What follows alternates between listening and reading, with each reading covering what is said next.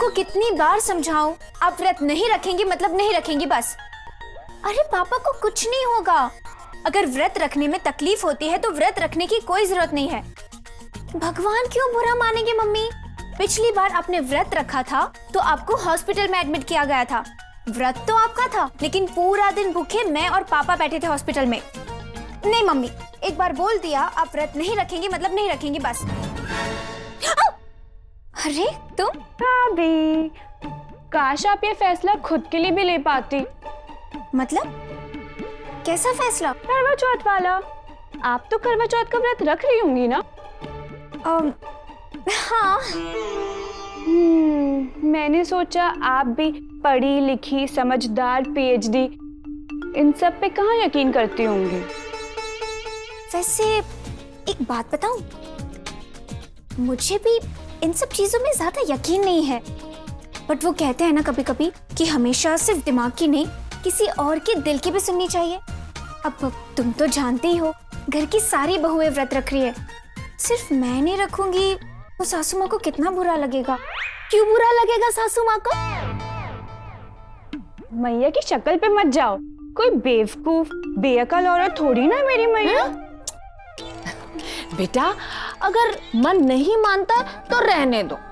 मेरे कन्हैया से कितना प्यार करती हो, ये व्रत रख के तुम्हें साबित करने की जरूरत नहीं। लेकिन सासू माँ, कन्हैया जी के लिए, कन्हैया के लिए व्रत रखने को है ना बाकी बहुएं। अगर तुम इन सब चीजों में नहीं मानती हो तो मैं तुम्हें जबरदस्ती व्रत रखने को नहीं कहूंगी। वैसे भी बेमन से किया हुआ काम कहाँ सफल होता है। हाँ वो तो है ही, लेकिन सासू माँ बाकी सब तो रख रही है ना व्रत। भाभी, आप तो पढ़ी लिखी समझदार पीएचडी, अब बाकी भाभियां कुएं में कूदेंगी तो आप थोड़ी ना कूद जाएंगी। अरे क्यों? कूदूंगी ना, जरूर कूदूंगी। उन्हें बचाने के लिए कूदना तो पड़ेगा ना। क्या तुम भी? वाह, कितना बड़ा दिल है मेरी पढ़ी लिखी बहू का। अब जिसका इतना बड़ा दिल हो उसे व्रत रख के कुछ भी साबित करने की कोई जरूरत नहीं। लेकिन कन्हैया जी बेटा, तो मैं कन्हैया को समझा दूंगी, वो भी मान जाएगा। लेकिन भाभी, आप तो पढ़ी लिखी समझदार पीएचडी। समझ गई।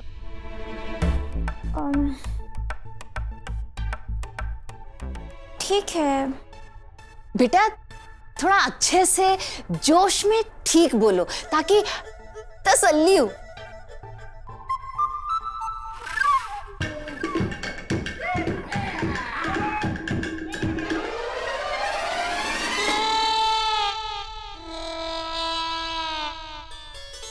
अरे वाह, क्या कचौड़ी तल रही हैं। हाँ माँ जी, मैंने सोचा आज सबको पेट भर के खिला दूं। कल तो सबका करवा चौथ का व्रत है। लगता है तुम्हें पता नहीं। हाँ माँ जी पता है, मेरठ बाईपास के पास आज दो बदमाश गुंडों की लड़ाई हुई। आज सुना है पुलिस वालों की भी पिटाई हुई।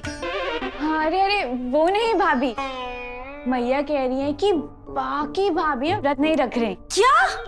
नहीं, 15 अगस्त की छुट्टी रद्द हो सकती है, दिसंबर में लू चल सकती है, मेरठ भारत की राजधानी बन सकता है, लेकिन दीदी व्रत ना रखे, ये नहीं हो सकता।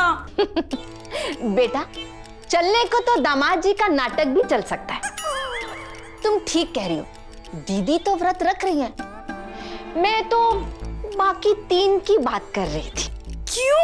अरे वो साले साहब को पड़ोसियों की चप्पल चुराने की आदत थी, तो सासू माँ उनको ना बहुत कूटते थे और दिन भर भूखा रखते थे। यही सजा था उनका। सासू माँ, संभाल लूंगा मैं, आप सिनेमा देखो उधर, और दूसरे का पॉपकॉर्न खाने की जरूरत नहीं है। साले साहब को पता है भूखा रहने का पीड़ा, तो वो चाहते हैं कि 5 को व्रत रखने की क्या जरूरत है। 4 ना रखे, 1 रख ले कोई। अब यही बात भैया की परी, प्रतिभा और प्रेमा भाभी ने तो मान ही ली। हाँ, अब बची तुम। अब तुम्हारी दीदी व्रत ना रखे ये तो असंभव है।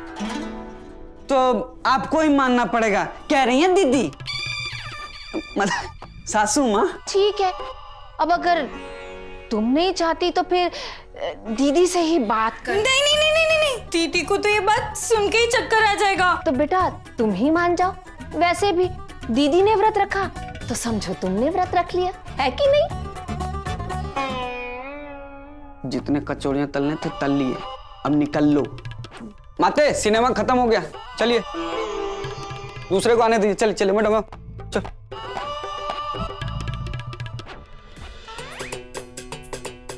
यस, क्या बात है सासू माँ, हाथ तो आपका बहुत मजबूत है, एकदम मर्द की तरह। जोड़ों के दर्द से लेकर बिच्छू के डंग तक हर दिक्कत का इलाज है कुंती। देखा, चारों बहुओं को मना ही लिया ना। हाँ मान गए। प्रभु, आज खुश तो बहुत हूं मैं। देखा भोले, कैसे चारों एक एक करके मान गई व्रत ना रखने के लिए। अब अगले 6 जन्म तक एक ही बहू होगी, 5 नहीं। मैया इतना मत उछल, कहीं बोलो तेरी हवा टाइट ना कर दे। समोसे कचौड़ी का भोग लगाया करो टाइम टू टाइम, मुझे पुण्य मिलेगा।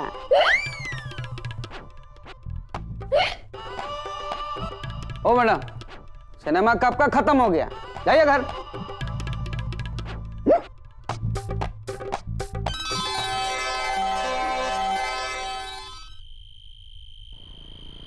प्राणनाथ, कृपया खंडित कीजिए। कदाचित आपकी चतुर्पहिया धक्का मुक्की लंब लंब वाहन यात्रा सुखदमय रूप से परिपूर्ण हुई। बस में बैठ के हस्तिनापुर ठीक से पहुंच तो गए ना, पूछ रही हैं दीदी। हाँ, हम बहुत आराम से पहुंच गए। बलशाली पवन पुत्र हनुमान भगवान चित्र जो हमने आपके सुपुर्द किया था, यथार्थ उसे विपदा, संकट हरण अथवा कार्य सफलता हेतु अपने समीप ही रखिएगा, शुभ है। बजरंग बली जी की फोटो जो दीदी ने दी थी उसे अपने जेब में ही रखना, कह रही है दीदी। आपका काम भी ठीक से होगा और भूत पिशाच भी निकट नहीं आएंगे, ये भी कह रही है दीदी।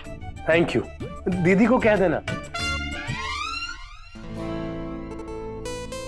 कन्हैया, जय गालेमो गार्देमो फोटो। दीदी फ्रेंच भी बोलने लगी। अरे मैं हूँ प्रेमा। वैसे एक फोटो तो मैंने भी दी थी आपको। आपके वॉलेट में मैंने अपनी एक फोटो रखी है। जब भी आपको मेरी याद आएगी ना, तो अपने वॉलेट को अपने दिल से लगा लेना, और आपके सपनों में आके फिर से आपकी नींदें उड़ा दूंगी। कन्हैया जी, बाकी की बात प्रेमा से आप सपनों में कर लीजिएगा। सबसे पहले आप मुझे ये बताइए, डॉक्यूमेंट्स की फाइल आपने संभाल कर तो रखी है ना? जरा प्लीज चेक कर लीजिए, कहीं बस में छूट तो नहीं गई। हाँ, वो कागज पत्तर सब बैग में संभाल के रख लिया था। बैग में? कन्हैया जी, बैग में तो पंजीरी ने पराठे और अचार भी रखे हैं। हो गया काम तमाम डॉक्यूमेंट्स का, सबसे पहले उसे निकालिए, अभी के अभी निकालिए। अरे यहाँ कुछ गड़बड़ नहीं है, आप वहाँ का बताइए ना। क्या हुआ, कॉकरोच आ गए का? नहीं नहीं कन्हैया जी, कॉकरोच आया नहीं, ये तो मैं आई। कन्हैया जी, लेकिन मैं कब से इंतजार कर रही हूँ, आपने मुझे कोई फोटो नहीं भेजी, ना बस में बैठने की, ना ऑटो से उतरने की, ना होटल चेक इन करने की, ना रूम में घुसने की। आपने मुझे कोई फोटो भी भेजी नहीं और टैग भी किया नहीं। अरे वो भी कर देंगे, पहले आप लोग ये बताइए कि आप सबकी करवा चौथ की तैयारियां कैसी चल रही है? करवा चौथ?